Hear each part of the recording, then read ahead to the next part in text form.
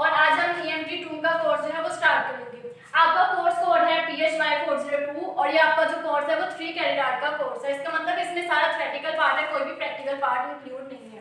EMT1 जो है वो अपने प्रीवियस सेमेस्टर में पढ़ चुके हैं, आपके पास सारे बेसिक कॉन्सेप्ट्स होंगे, इसलिए हम ज़्यादा बेसिक से स्टार्ट नहीं करेंगे, हम अपने जो सिलेबस है वहीं से स्टार्ट करेंगे।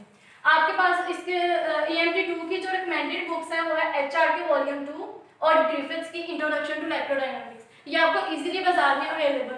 आज का जो हमारा टॉपिक है वो है रिव्यू ऑफ EMF। EMF क्या है? Electromotive force. इसको आप पहले भी पढ़ चुके हैं, डेफिनेशन के बारे में आपको पता होगा, हमने जस्ट इसका थोड़ा सा रिव्यू लेना है।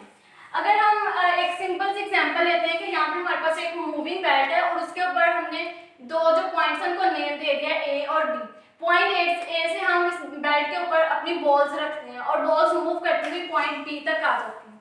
अब देखेंगे पॉइंट A और B के दरमियान कोई भी डायरेक्ट कनेक्शन नहीं है। इसका मतलब है कि अगर हम B से A तक बॉल को वापस लाना चाह रहे हैं, अपने सर्किट को कंटिन्यू करना चाह रहे हैं, तो हमें इसके ऊपर कोई ना कोई वर्क करना पड़ेगा। मतलब यहाँ से बॉल को उठा के हमें दोबारा से पॉइंट A पे रखना पड़ेगा, तो उस बॉल को यहाँ पे रखने के लिए वर्क डन होगा। उस वर्क डन को एक्चुअली हम EMF कह सकते हैं। अब हम एक सर्किट ले लेते हैं, इसमें आप देख सकते हैं यहाँ पे हमने एक बैटरी अटैच किया है, ये बैटरी का पॉजिटिव टर्मिनल है और ये बैटरी का नेगेटिव टर्मिनल है।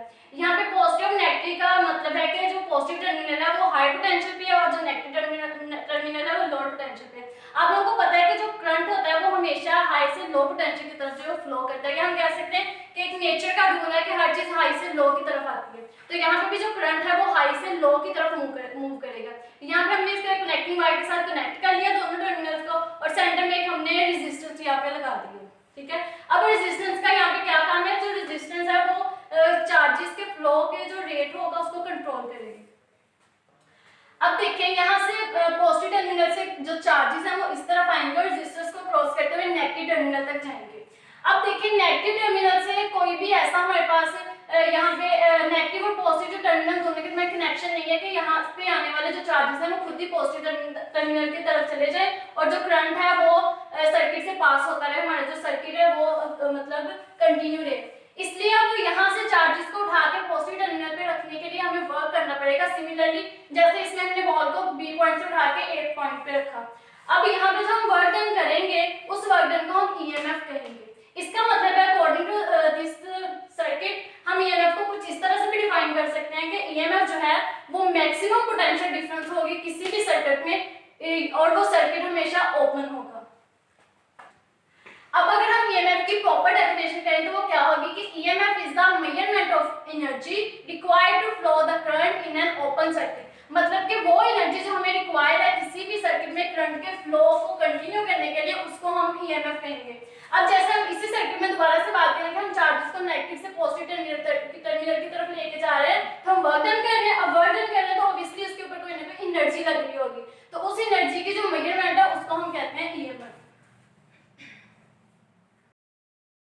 अब जो EMF है उसको हम कैपिटल E से डोनेट करते हैं। इसका अब देखो इसमें क्या होता है कि हमने कहा कि हमें वो वर्क है जो EMF है, ऐसा वर्क है जो कि चार्जेस को यहाँ से उठाने के लिए यहाँ से उठा के यहाँ पे रखने के लिए चाहिए। इसका मतलब है कि जो EMF है वो वर्क डन है ऑन अ यूनिट चार्ज। ये भी एक EMF की डेफिनेशन है। अगर अब हम EMF के ऐसे यूनिट्स की बात करें तो हमारे पास जो वर्क डन है उसका ऐसा यूनिट होता है जाउल और हमारे पास चार्ज का ऐसा यूनिट होता है कूलम। इसका मतलब जाउल पर कूलम हमें क्या देता है? वोल्ट्स। इसीलिए आपको अब कहीं पे पढ़ेंगे EMF अगर वोल्टेज उसको लिखा हो तो हमें कंफ्यूज नहीं होना। इसके ऐसे यूनिट को देखते हुए हम जो EMF है उसको वोल्टेज भी कहते हैं। अब अगर हम देखें कि हमारे पास कोई भी बैटरी होती है उसके ऊपर लिखा होता है कि बैटरी इतने वोल्ट की, हम सपोज कर लेते हैं हमारे पास 1.5 वोल्ट की बैटरी है। अब उसके ऊपर जो लेबल लगा होगा कि इतने वोल्ट की बैटरी, वो एक्चुअली उसके EMF की वैल्यू को बताएगा कि दोनों जो टर्मिनल है उनके दरमियान कितना पोटेंशियल डिफरेंस है, वो 1.5 का होगा। अगर हम 1.5 की बैटरी लेते हैं तो हमें मैक्सिमम आउटपुट जो है वो 1.5 नहीं मिलती, उसमें से कुछ ना कुछ रिड्यूस हो जाती होती है, 1.3 हो जाती है, ऐसे 1.2 हो जाती है। अब वो किस वजह से होती है? एक तो हमने देखा कि सर्किट के अंदर एक्सटर्नल रेजिस्टेंस कैपिटल R से इसका हमने रिलेट किया, वो लगा हुआ उसकी वजह से होगी। अब दूसरी इसके अंदर कमी किस वजह से होती है? वो इंटरनल रेजिस्टेंस की वजह से होती है। अब हमारे पास कोई भी बैटरी है, इसका पॉजिटिव टर्मिनल है या इसका नेगेटिव टर्मिनल है।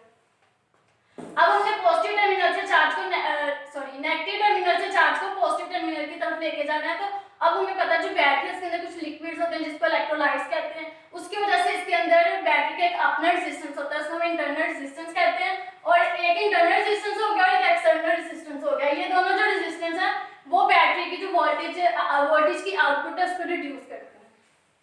अब हमने जो पिछला सर्किट लिया था उसी को दोबारा से लेते हैं, अगर थोड़ा सा उसको हम मैग्नीफाई करके बना लेते हैं तो देखें जहाँ पे हमारे पास बैटरी है उसके साथ एक स्मॉल आर का जो मैंने रेजिस्टेंस है वो अटैच कर दिया। इसका मतलब है ये वाला जो रेजिस्टेंस है ये बैटरी का अपना है और ये वाला एक्सटर्नल रेजिस्टेंस। स्टूडेंट्स, आज का जो हमारा नेक्स्ट टॉपिक है वो है Faraday's law of electromagnetic induction.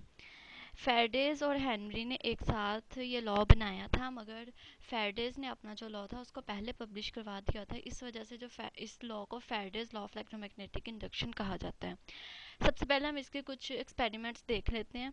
इस 1831 में फैराडेज ने देखा कि जो मैग्नेटिक फील्ड है वो इलेक्ट्रिक करंट को इंड्यूस करवाती है, और ये इसकी जो है एक्सपेरिमेंट की सारी अरेंजमेंट थी। अब सेकंड इसने क्या देखा कि जो हमारे पास मैग्नेट था उसको कॉइल के और मैग्नेटिक के दरमियान जो डिस्टेंस है उसको जो है कांस्टेंट रखा जाए, मतलब ना हम कॉइल को कोई मूवमेंट दे रहे हैं ना मैग्नेट को कोई मूवमेंट दे रहे हैं। तो जो गैल्वेनोमीटर था उसने कोई भी डिफ्लेक्शन शो नहीं की, लेकिन जैसे ही मैग्नेट को टू एंड फ्रो मोशन दी तो गैल्वेनोमीटर ने डिफ्लेक्शन शो की। इसका मतलब है जो करंट था वो इंड्यूस हुआ। ये जो था यही इसकी जो सारा एक्सपेरिमेंट था। अब हम जो है इसकी स्टेटमेंट देखते हैं फैराडेज लॉ की। इसमें क्या है कि when magnetic flux changes in a coil, मतलब कोई भी कॉइल है उसके अंदर जो मैग्नेटिक फ्लक्स जो है वो अगर चेंज हो रहा है तो ईएमएफ जो है वो इंड्यूस होगी। अब ईएमएफ जो इंड्यूस होगी वो सिर्फ तब तक इंड्यूस होती रहेगी जब तक जो फ्लक्स है वो चेंज होता रहेगा। जैसे फ्लक्स चेंज होना बंद होगा वैसे ही जो इंड्यूस ईएमएफ है वो भी स्टॉप हो जाएगी। अब इसका मतलब है कि जो इंड्यूस ईएमएफ है उसका जो मैग्नीट्यूड है वो मैग्नेटिक फ्लक्स में जो चेंज आ रहा है उसके डायरेक्टली प्रोपोर्शनल है। मतलब जो मैग्नेटिक फ्लक्स में हमने चेंज कह दिया, लेकिन हमने ये बात नहीं की कि वो चेंज पॉजिटिव है या नेगेटिव है। अगर मैग्नेटिक फ्लक्स में चेंज जो है वो पॉजिटिव आ रहा है तो इंड्यूस ईएमएफ में चेंज भी पॉजिटिवली आएगा, और इसी तरह अगर वो चेंज नेगेटिव आ रहा है तो इंड्यूस ईएमएफ में भी चेंज जो है वो नेगेटिव आएगा। अब हमने ये तो कह दिया कि मैग्नेटिक फ्लक्स चेंज हो रही है, लेकिन हमारे माइंड में ये सवाल आता है कि हम मैग्नेटिक फ्लक्स को किस तरह से चेंज कर सकते हैं। तो मैग्नेटिक फ्लक्स को चेंज करने के बहुत से तरीके हैं। यहाँ पे हम जो है वो 6 तरह के जो अपने तरीके हैं या मेथड्स हैं उनको डिस्कस करेंगे।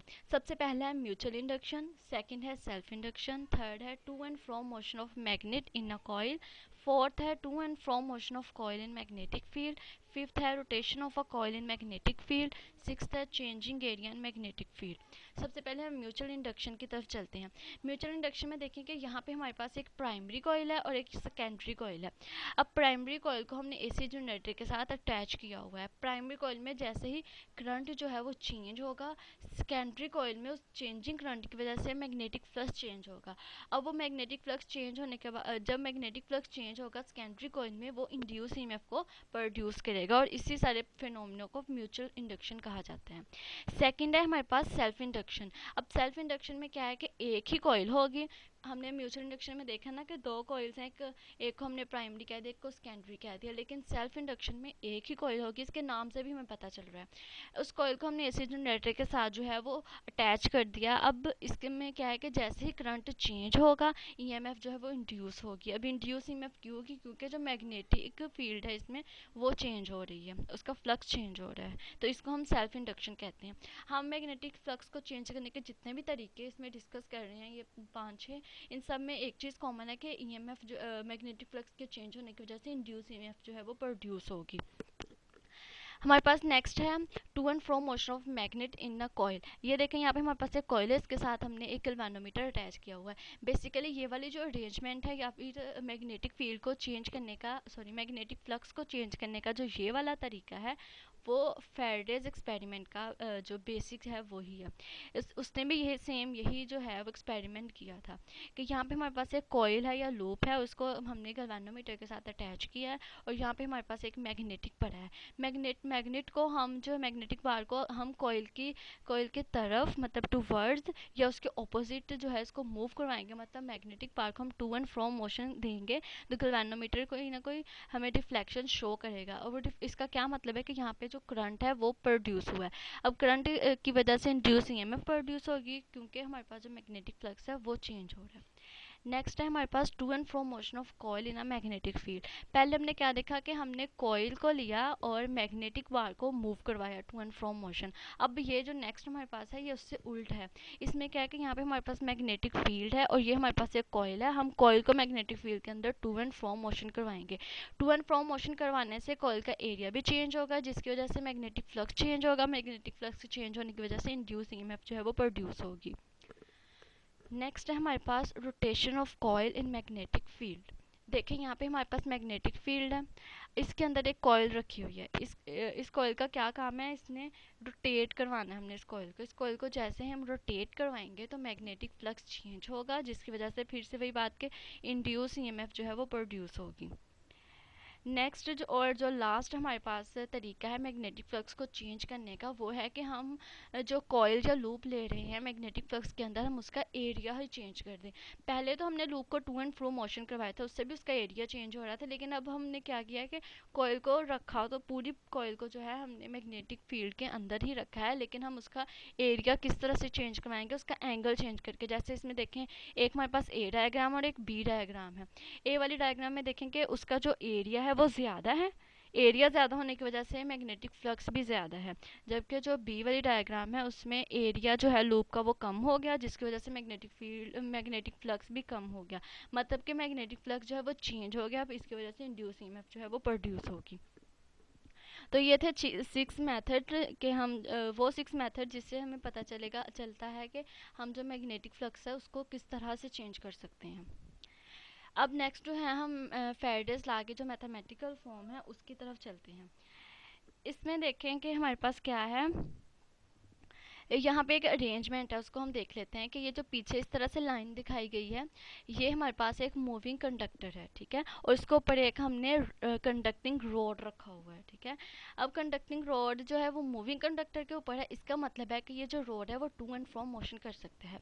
सबसे पहले हम सपोज कर लेते हैं कि पहले रोड जो था वो यहाँ पे पड़ा हुआ था, उस जो कि लाइन्स के साथ दिखाया गया, उसके बाद उसने थोड़ा सा डिस्टेंस कवर किया और ये जो डॉटेड लाइन दिखाया गया बाद में वो यहाँ पे चला गया। इसका मतलब है कि अगर टोटल डिस्टेंस x है तो उसने जो डिस्टेंस कवर किया उसको हम dx कह देते हैं, लेट्स से। और एक और बात इसमें हम कहते हैं कि जो रॉड है उसको जब हमने मूव करवाया था थ्रू आउट द डिस्टेंस उसका जो हमारे पास स्पीड थी या वेलोसिटी थी रोड की वो हमारे पास जो है वो कांस्टेंट रही, ठीक है। अगर उसकी वेलोसिटी कांस्टेंट रही है तो उसमें जो प्रोड्यूस होने वाला है जो इंड्यूस ईएमएफ है उसकी क्या वैल्यू होगी, E is equal to minus VBL। याद रखिएगा यहाँ पे जो E है ये इंड्यूस ईएमएफ को कहा गया है, ठीक है।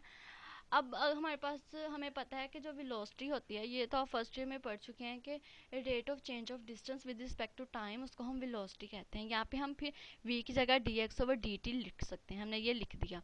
अब हम इसी इक्वेशन को इस तरह से लिख सकते हैं b/d/dt। ये हमने कैसे लिखा, यहाँ पे जो l और dx है इसका जो प्रोडक्ट है वो हमें dA देता है, तो हमने इसी इक्वेशन में l dx की जगह dA पुट कर दिया।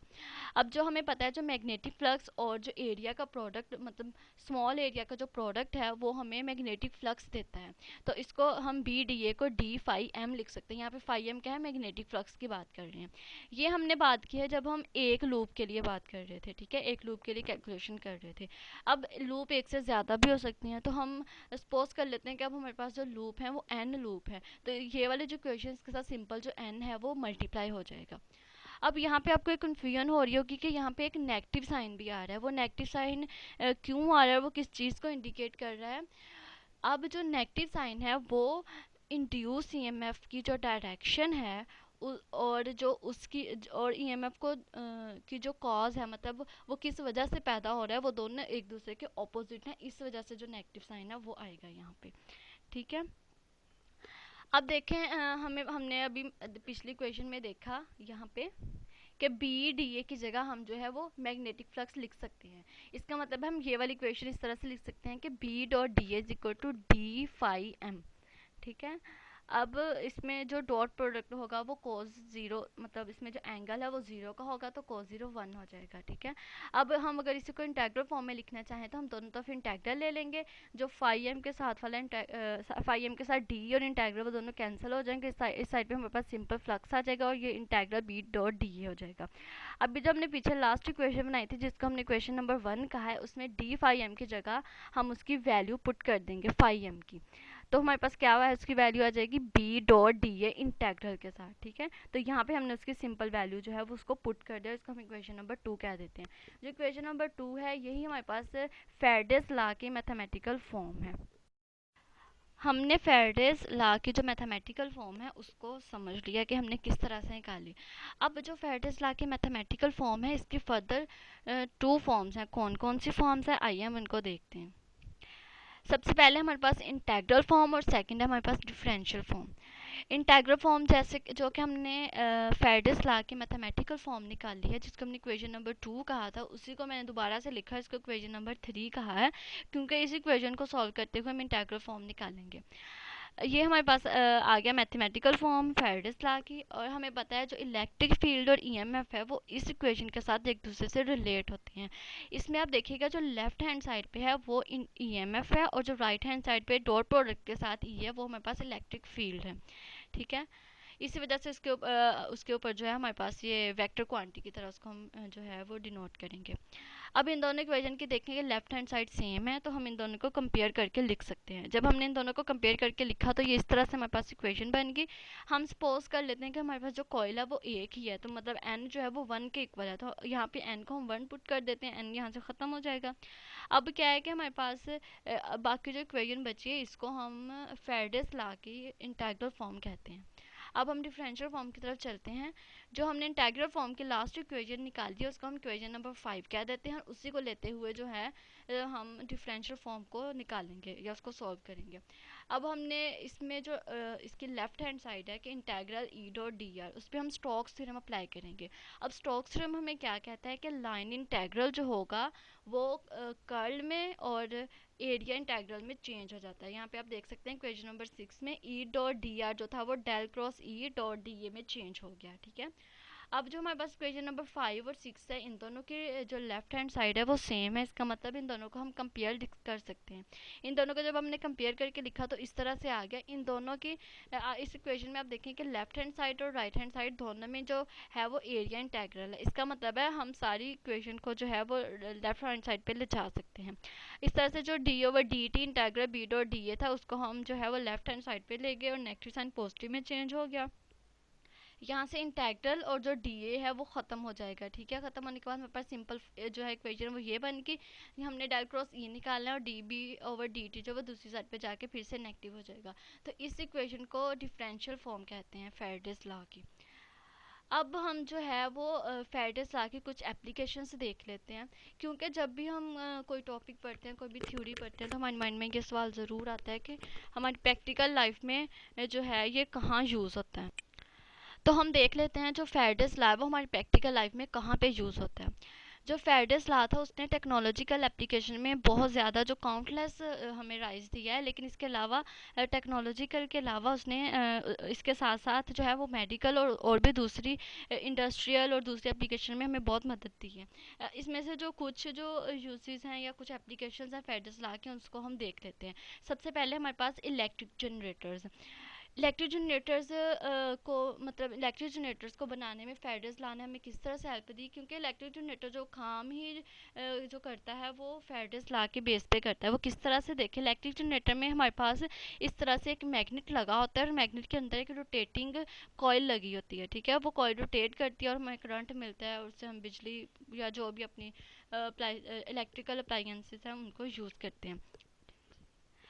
अच्छा, ये तो हमारे पास हो गया इलेक्ट्रिक जनरेटर। इसके अलावा हम नेक्स्ट एक देखते हैं कि फेरडेस लॉ ने हमें और क्या हेल्प दी। इसकी जो नेक्स्ट एप्लीकेशन है वो है इंडक्शन स्टोव। अब इंडक्शन स्टोव में क्या होता है कि हमारे पास इस तरह से एक चूल्हा बना होता है, उसके नीचे एक कॉइल लगी होती है, ठीक है। अब उस कॉइल का क्या काम है, उस कॉइल में जैसे ही मैग्नेटिक फ्लक्स चेंज होगा तो इलेक्ट्रिक जो करंट है वो मिलेगा। अब इलेक्ट्रिक करंट का क्या काम है, इलेक्ट्रिक करंट जो वो हीट देगा और जो पैन होगा वो हीटअप हो जाएगा और हमारा जो खाना होगा वो पक जाएगा। लेकिन इसमें एक बात आपने जहन में रखनी है कि अगर आपका जो पैन है या जो भी बर्तन जिसमें आप कुकिंग कर रहे हैं उसमें क्या होगा, अगर वो इंसुलेटर मटेरियल का बना हुआ है तो वो कभी भी हीटअप नहीं होगा, क्योंकि जो करंट है वो सिर्फ हमें पता है जो इलेक्ट्रिक करंट है वो कंडक्टर्स मटेरियल में जो है वो जो मूव करता है। तो इस वजह से जो हमारे पास इंसुलेटिंग मटेरियल होंगे वो हीटअप नहीं होंगे, जस्ट कंडक्टिंग मटेरियल जो हैं वो हीटअप होंगे। नेक्स्ट इसकी एप्लीकेशन है ट्रांसफार्मर। ट्रांसफार्मर में जो हमने म्यूचुअल इंडक्शन वाला पढ़ा है वो उसके बेस पे काम करेगा। इस तरह हमारे पास इलेक्ट्रिक गिटार है और फ्लैश लाइट है, ठीक है। तो ये था हमारा आज का topic, Faraday's law of electromagnetic induction. I hope कि आपको समझ आ गया होगा। अगर इसके अलावा कोई भी कन्फ्यूजन हो तो आप लाइव सेशन में डिस्कस कर सकते हैं। लाइव सेशन की टाइमिंग आपको मेल कर दी जाएगी। Stay home, stay safe, thank you.